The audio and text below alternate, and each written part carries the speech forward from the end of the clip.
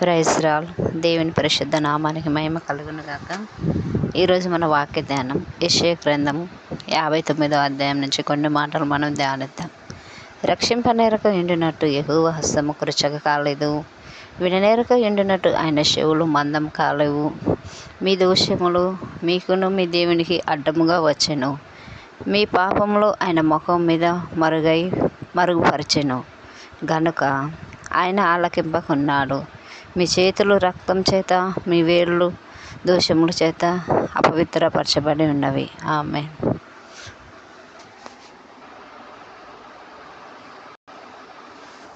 ఇంకా కిందికి చదివితే కొన్ని మాటలు ఉంటాయి. మీ పెదవులు అబద్ధములాడుచున్నవని, మీ నాలుక కీడును బట్టి మాట్లాడుచున్నదని. సూత్రం. ఇదే వాక్య ధ్యానముల నుంచి ఈరోజు మన వాక్యాలు కొన్ని ధ్యానించుకున్నాం.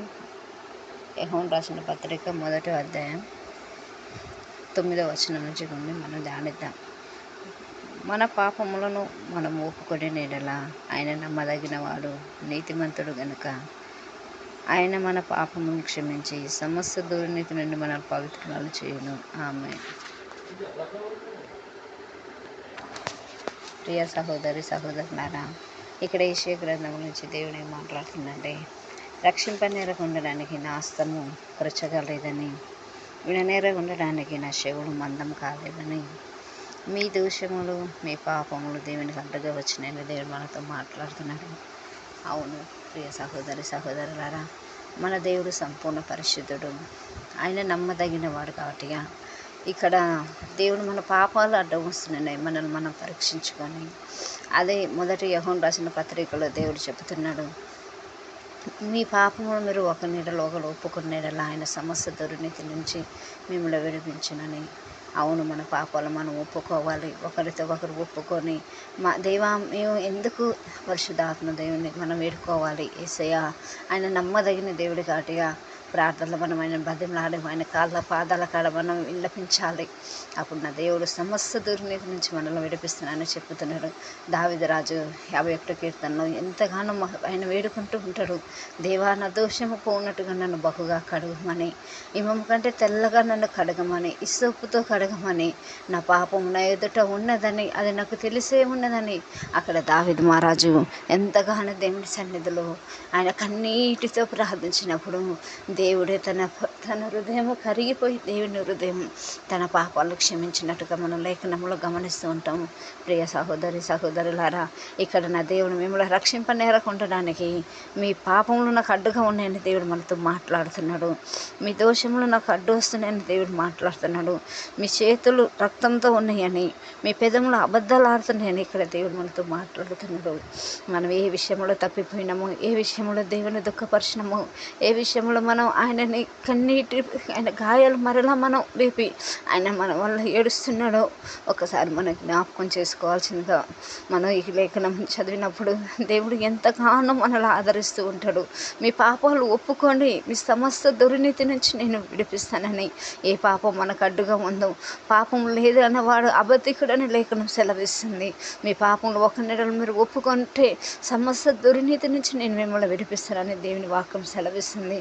ఏ విషయంలో మనం తప్పిపోయినామో, ఏ విషయంలో దేవునికి మనం దూరమైనామో, ఏ పాపపు శాపం మమ్మల్ని వెలుబడి చేస్తుందో, ప్రభా నన్ను ఈ పాపముల నుంచి నేను బయటపడలేకపోతున్నానయ్యా, ఈ పాపములు నన్ను వెంటాడుతున్నాయ్యా, ఈ పాపముల నుంచి నన్ను విడిపించమని మనం కన్నీటితో ప్రార్థించినప్పుడు దేవుడు నమ్మదగిన వాడని ఆయన లేఖనం ద్వారా తెలియజేస్తున్నా, నేను నమ్మదగిన వాడనని, సమస్త దుర్నీతి నుంచి నేను మిమ్మల్ని విడిపిస్తానని పరిశుద్ధాత్మ దేవుని మనతో మాట్లాడుతున్నాడు. ప్రియ సహోదరి సహోదరులారా, మీరు ఈరోజు ఏ కష్టాల్లో ఉన్నారో, ఏ సమస్యలు విరికిపోయి ఉన్నారో, ఏ పాపం అనే ఊబిలో పడిపోయినారో ఒక్కసారి నా యేసయ్యను వేడుకున్నారా, ఆయనకు సమస్త దుర్నీతి నుంచి మిమ్మల్ని విడిపిస్తానని నా దేవుడు మాట్లాడుతున్నాడు. ఈరోజు మనం వాక్యం ధ్యానం చేద్దాం. ఇక్కడ కీర్తనలు గ్రంథంలో నుంచి కూడా కొన్ని మాటలు మనం ధ్యానించుకుందాం.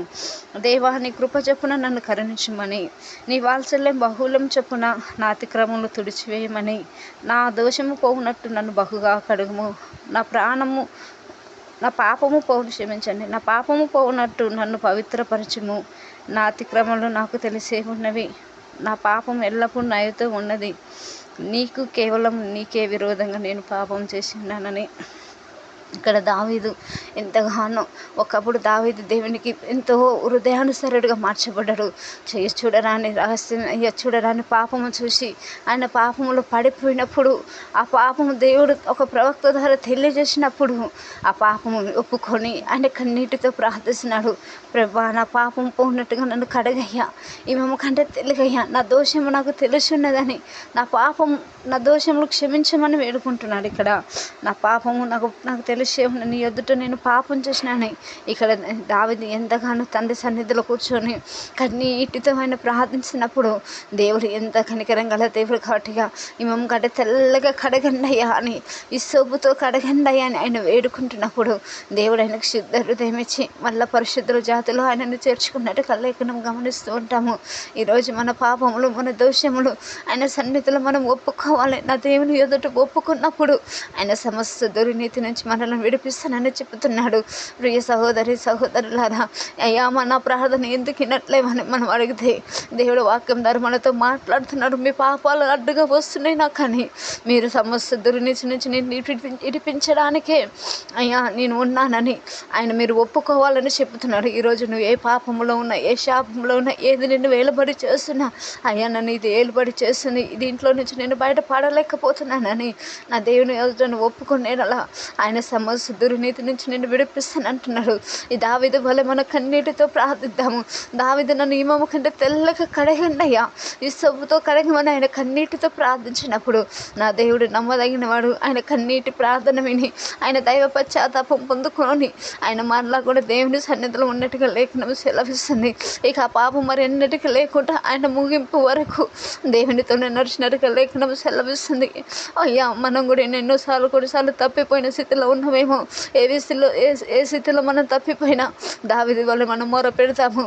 దేవా, నా పాపములు క్షమించయ్యా, నా దోషము నా యొద్ద నుంచి తొలగించండి అయ్యా, నన్ను నియమము కంటే తెల్లగా కడగమని మనం వేడుకునేలా ఆయన నమ్మదగిన దేవుడు కాడుగా, ఆయన పరిశుద్ధుడు కాడుగా, ఆయన సమస్త దుర్నీతి మనలో నుంచి తొలగించి ఆయన రక్తంలో మనల్ని కడిగి పరిశుద్ధపరిచి ఆయన రాకడానికి మనల్ని సిద్ధపరుచుతాడని లేఖనం ద్వారా తెలియజేసినాడు. ఈరోజు మనం ఏ సమస్యలో ఉన్నా, ఏ పాపం అనే ఊపిలో మనం పడిపోయినా, ఏ పాప శాపములు మనల్ని వేలుబడి చేస్తున్నా అవన్నీ దేవుని ఎదుట ఒప్పుకున్న ఎడలా దేవుడు సమస్త దుర్నీతి నుంచి మనల్ని విడిపిస్తానని దేవుడే మనకు సెలవిస్తున్నాడు. ఈ సహోదరులారా, ఈ వాక్యం వింటున్న ప్రతి ఒక్కరి కొట్ట ఈ వాక్యం ద్వారా మీరు ఆదరించబడాలని, ఈ వాక్యం మీరు చదివినప్పుడు మీ పాపాలు మీరు ఒప్పుకోవాలని ప్రభు పేరట మేము ఒప్పుకుంటున్నాను. పాపం లేదన్న వాడైతే అబద్ధికుడు అనే లేఖనం సెలవిస్తుంది. మనలో ఎన్నో పాపాలు ఉంటాయి. మనం అందరం కూడా పాపం చేసిన వారే. దేవుడు అనుగ్రహించి మహిమను కోల్పోయినాం. ఆయన అయితే సంపూర్ణ పరిశుద్ధుడు, ఏ పాపం లేని దేవుడు కాబట్టిగా ఆయన మీలో పాపం ఉందని చెప్తున్నాడు. మన చూపులో పాపం ఉంటుంది, మన ప్రవక్తలో పాపం ఉంటుంది, మన నడకలో పాపం ఉంటుంది, మన ఆలోచనలో పాపం ఉంటుంది, మన క్రియలన్నీ కూడా పాపపు క్రియలే. అందుకే మనం పాపం లేదు మనం చెప్పడానికి వీలే లేదు. మనం సమస్తం మనలో రూపించినప్పుడు దేవుడికి అన్నీ తెలుసు. కానీ మన పాపం అంతా కూడా తొలగించడానికే ఆయన ఇక్కడ నిలిచి ఉన్నాడు, ఆయన సన్నిధిలో ఉన్నాడు. ఎప్పుడైతే మనం ఆయన సన్నిధికి వెళ్ళి ప్రభా ఈ సమస్యలో నేనున్నాను ప్రభా, ఈ బాధల్లో నేనున్నాను ప్రభా, ఈ సమస్యలో నుంచి నేను లేవలేకపోతున్నాను అయ్యా, ఈ పాపం నన్ను వేలుబడి చేస్తుందయ్యా అని మనం ఎప్పుడైతే ఆయన సన్నిధిలో ఒప్పుకుంటామో ఆయన సమస్య దుర్నీతి నుంచి మనల్ని విడిపించడానికి ఆయన సమర్థుడిగా మన మధ్యలో ఉన్నాడు. ఆయనకు అసాధ్యమైనది ఏమీ లేదు. ఆయనకు సమస్తము సాధ్యమే. మన పాపములు కడగడానికి, మన దోషం నుంచి విడిపించడానికి ఆయన కల్వరి సిలువలో బలియాగంగా మార్చబడ్డాడు. ఆయన రక్తంలోనే మనకు పాప క్షమాపణ ఉన్నది. ప్రియ సహోదరులను ఇప్పటి వరకు రక్షణ పొందని వ్యక్తివైతే రక్షణ పొందాల్సిన ప్రభు పేరిట మిమ్మల్ని కోరుకుంటున్నాను. నువ్వు రక్షణ పొందకుండా ఉండిన ఎడల నీ పాపము కడగనే పడదు. నువ్వు ఆయన రక్తం మాత్రం మిమ్మల్ని పాపంలో నుంచి విడిపించగలిగినది. అయ్యా మీ సన్నిధికి పోతున్నాం, దేవుని సన్నిధికి ఏదో మేము పోతున్నాం వస్తున్నామని కాదు, కానీ పోయినా నువ్వు రక్షించబడాలి.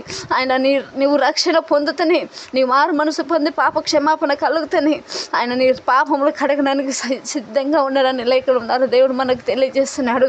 నువ్వు ఎలాంటి వ్యక్తివైనా సరే నువ్వు రక్షణ పొందకుంటే దేవుని సన్నిధికి చేరలేవు, ఆయన రాకల్లో నువ్వు ఎత్తబడలేవు అని ప్రభు పేరట మీకు ఒకసారి మేము తెలియజేస్తున్నాము. నీ పాపములు ఒప్పుకొని నీ సమస్య దోషం నుంచి విడిపించబడి తండ్రి సన్నిధికి చేరాల్సిందిగా ప్రభు పేరట కోరుకుంటూ యేసు నామములో అడుగుచున్నాను తండ్రి.